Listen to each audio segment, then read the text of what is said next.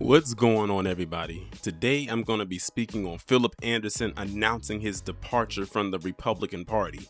When I came across this series of tweets, I first began to chuckle to myself because I immediately knew why he was making this so-called move.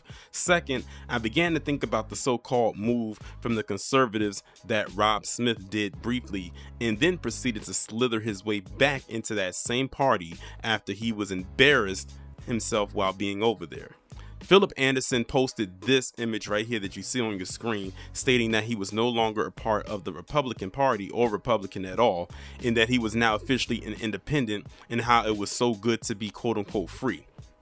Interestingly enough, he said how good it is to be free because many of them over there were trying to convert and quote-unquote free black people from what they call the Democratic plantation for years. So by this admission, I would ask Philip, is he admitting that the Republican Party is too a plantation? Truth of the matter is, Philip Anderson will never truly be free no matter what side that he grifts to. He proceeds with this next tweet, which seals it up for me. In this tweet, he states, "The cover-up of the Epstein files was only the final straw, mind you, not the BS that was occurring before this. It was this straw that broke the camel's back for Phil." He goes on to say this decision was made after the Republican Party betrayed us countless times and continuously refused to represent us. They spit in the face of the majority of their voters again and again. So F them all. I'm done. Well, damn, Phil, tell them why you're really mad. And there, in my opinion, lies the reason why I believe Philip and others are moving away from the Republican Party. It all boils down to this. In case y'all are unaware, on July 15th, the Republicans blocked the vote to release the Epstein files. This royally messed up and divided the party as of now, and definitely put a damper on MAGA in a major way, and I for one speak for myself when I say good. I love to see this infighting occur, and for those fools to realize you voted for a fraud, and that's me being as lighthearted as I possibly can be when I say that. What it also comes down to is people like Philip Anderson not being able to create content or controversy around said list. If you are on Twitter, you will be able to see how the non-release of these files has completely flipped the house of MAGA on its head, on its side, and its back. To be shaken up would be an understatement. So now the people over there have to do one of two things: either fall in line with what's happening and push forward with whatever crumbs they are trying to hold on to, or flee for a better grift, much like what Philip Anderson is attempting to do right now.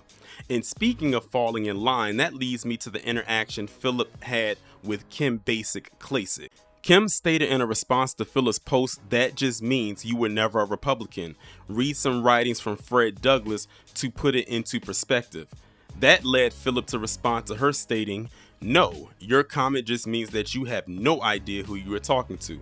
I'm further to the right than you are." Mind you, he is claiming to now be an independent who is still claiming to be far right.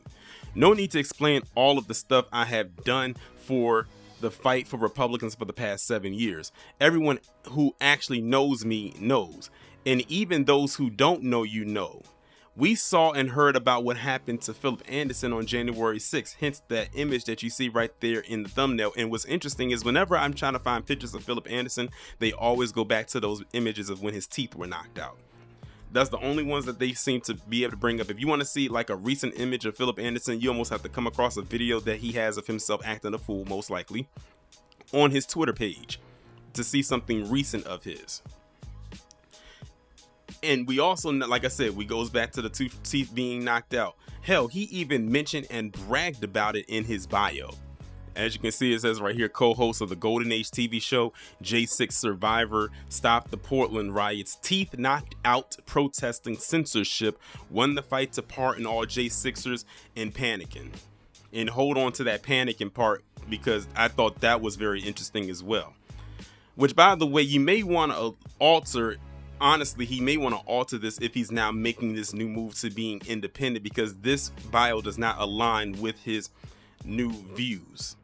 And one thing, as I was working on this commentary, that stuck out to me in Philip's username, which is the Panicking King, and I also saw it at the end of the bio that says Panicking.